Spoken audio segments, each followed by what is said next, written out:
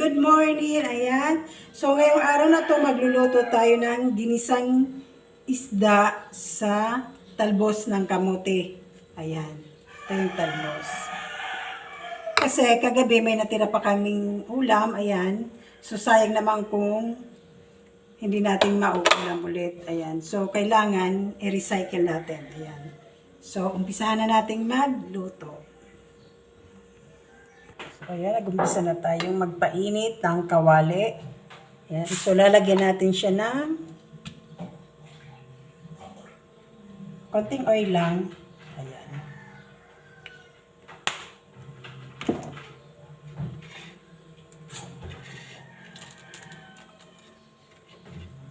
Ito, bawang or garlic. Ayan, nagigisa na tayo.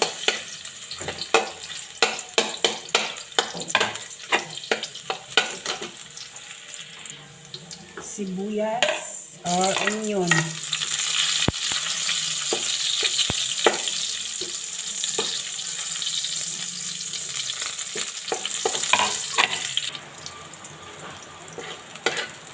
Kamatis or tomato.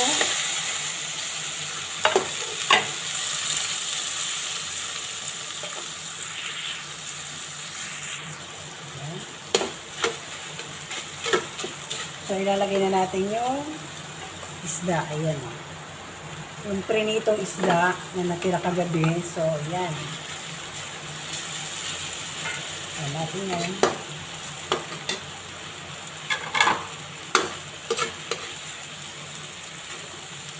Palalagyan natin ng isang tasang tubig. Ayan.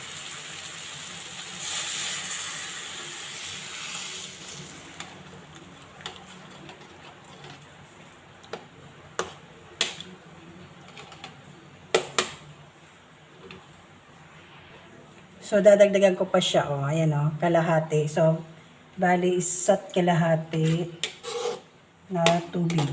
Ayan. Tsaka lalagyan natin ng sili. So, tatakpan muna natin siya. At 10 minutes, okay na yan. Kasi luto na dati yung isda. Ayan. Hintayin lang natin siyang kumulo.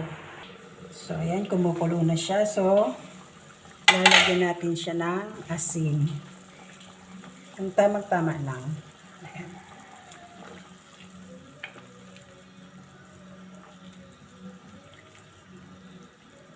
Lagyan natin siya ng betchin.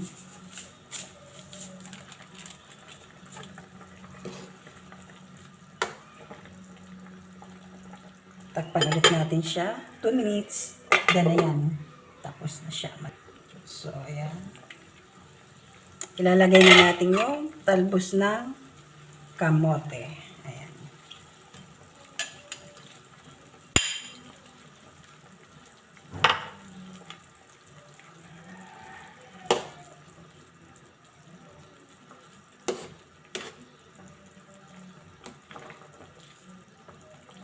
Hintayin lang natin maluto yung talbos ng kamote, mga mamshi. Takpan ulit natin.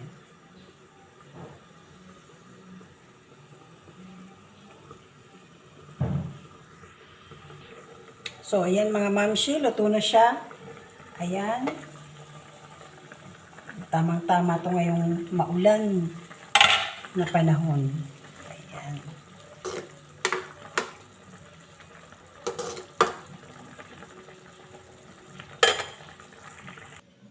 Ayan ang mga mamshi, ang ginisang isda sa talbos ng kamote. Ayan. So, madali lang naman siyang lutuin. Ayan. Thank you for watching.